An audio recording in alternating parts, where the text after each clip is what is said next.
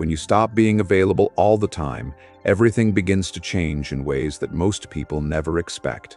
At first, it doesn't feel like power or growth. It feels uncomfortable, almost like you're doing something wrong. You've been used to replying quickly, being there for everyone, saying yes even when you didn't feel like it, and making sure no one ever had a reason to question your presence. Being available became part of your identity. It felt like being a good friend, a good person, someone reliable.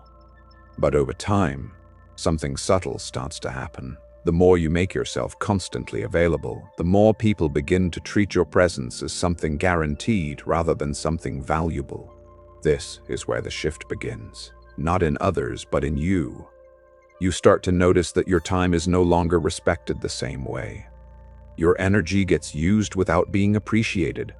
Conversations feel one-sided. You give more than you receive, but you tell yourself it's okay because you're that kind of person. What you don't realize is that you've slowly removed the natural tension that gives relationships their meaning. According to Carl Jung's perspective on human psychology, value is often tied to what is not fully accessible. The human mind is wired to notice absence more than presence. What is always there fades into the background, no matter how important it once seemed. So when you stop being available all the time, you interrupt that pattern. You create space where there was none before. And that space does something powerful. It forces people to become aware of you again. Suddenly, your absence speaks louder than your constant presence ever did. People start to wonder. They start to notice, not because you've changed who you are, but because you've stopped overextending yourself in ways that made you invisible.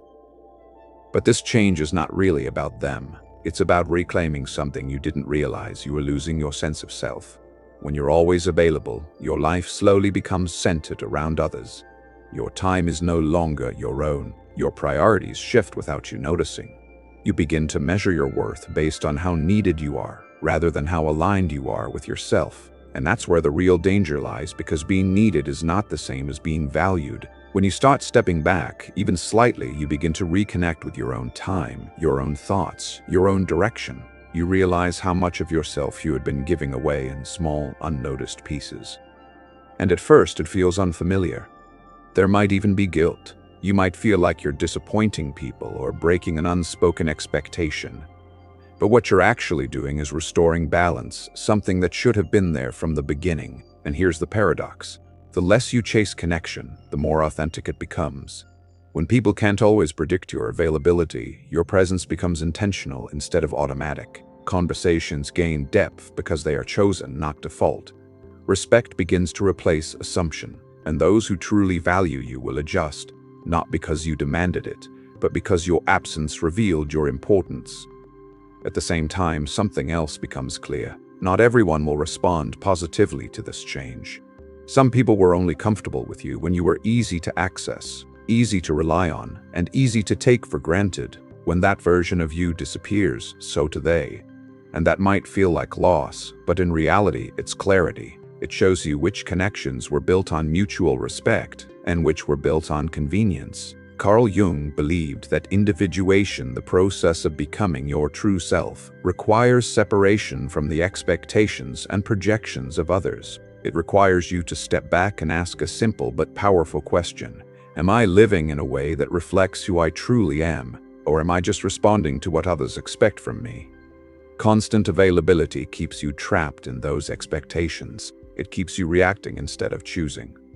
But when you create distance, even in small ways, you give yourself the space to become more intentional about how you live and who you show up for. This doesn't mean becoming cold or distant. It doesn't mean cutting people off or ignoring those who care about you.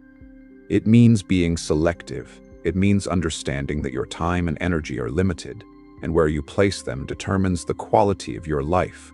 When you stop being available to everything, you become fully present for what actually matters. Over time, the change becomes undeniable.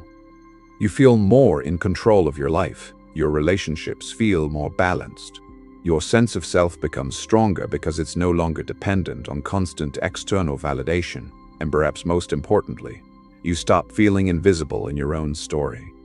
Because the truth is, people don't value you more when you give them everything. They value you when your presence has meaning. And meaning is created not just by what you give, but by what you choose to withhold. So when you stop being available all the time, everything changes, not because you became someone else, but because you finally stopped abandoning yourself to be everywhere for everyone else. And in that shift, you don't lose connection, you redefine it. And as this shift continues, you begin to notice something even deeper. Your relationship with yourself starts to transform in ways you didn't expect. When you were always available, there was rarely silence. There was always a message to reply to, a call to answer, a request to fulfill. Your attention was constantly pulled outward, but now, with space created, something unfamiliar appears: stillness. At first, that stillness can feel uncomfortable. You might find yourself reaching for your phone out of habit, checking for notifications that aren't there, almost as if part of your identity depended on being needed at every moment. This is where most people go back to their old patterns, because silence forces you to confront something you've been avoiding, the parts of yourself that were buried under constant interaction. Carl Jung spoke about the shadow, the unconscious parts of ourselves that we tend to ignore or suppress. Constant availability is one of the easiest ways to avoid facing that shadow. When you are always busy with others, you never have to sit with your own thoughts, your own doubts, your own questions about who you are and what you truly want. But when you step back, even slightly, those questions begin to surface. And this is not a bad thing. In fact, it's necessary. Because growth does not happen in noise. It happens in reflection. As you spend more time with yourself, you start to see patterns more clearly. You begin to understand why you felt the need to always be available in the first place. Maybe it was a fear of being forgotten. Maybe it was a desire to feel important. Maybe it was a belief that your value came from how much you could give to others. Whatever the reason, it becomes visible now. And once something becomes visible, it can no longer control you in the same way. This is where real power begins. Not the kind that controls others, but the kind that centers you. You start making decisions differently. You no longer respond immediately just because you can. You pause. You think. You ask yourself whether something deserves your time and energy. And that pause, that small moment of awareness, changes everything. Because instead of reacting, you are now choosing. And people notice. They may not say it directly, but the dynamic shifts. Conversations become more intentional. Your words carry more weight because they are not constant. Your presence feels different because it is no longer automatic. There is a subtle confidence that comes from knowing you are not trying to prove your worth, you are simply living it. But perhaps the most important change is internal. You begin to feel a sense of peace that wasn't there before. Not because life suddenly becomes perfect, but because you are no longer stretched in 100 directions at once. Your mind becomes clearer. Your priorities become sharper. You start investing your energy into things that actually move your life forward, instead of just maintaining connections that drain you. And here's something most people don't realize. When you stop being available to everything, you become available for the right things. Opportunities that require focus, creativity, and depth start to fit into your life. You have the mental and emotional space to pursue goals that once felt out of reach. Your attention is no longer fragmented. It is directed. And in a world where most people are constantly distracted and overextended, that alone sets you apart. Of course, not everyone will understand this version of you. Some people will interpret your boundaries as distance. Others may see it as change or even rejection, but their reaction says more about their expectations than it does about your growth. You are not responsible for maintaining a version of yourself that only exists to make others comfortable. Carl Jung believed that becoming your true self often requires a kind of separation, a willingness to stand apart from what is familiar in order to discover what is authentic. And that separation is rarely easy. It comes with moments of doubt, moments where you question whether you're doing the right thing. But those moments are part of the process. They are signs that you are no longer operating on autopilot. You are becoming conscious. And once you reach that point, it becomes very difficult to go back, because you've seen what life feels like when your time is your own, when your energy is protected, when your presence is a choice rather than an obligation. You realize that being constantly available was never a strength. It was a habit, one that kept you accessible but not necessarily valued, one that kept you connected but not necessarily fulfilled. So you let it go.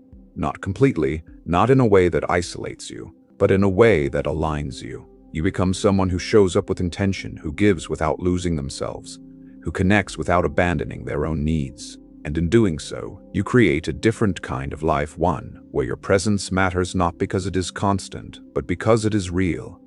And that is when everything truly changes, not just how others see you, but how you see yourself.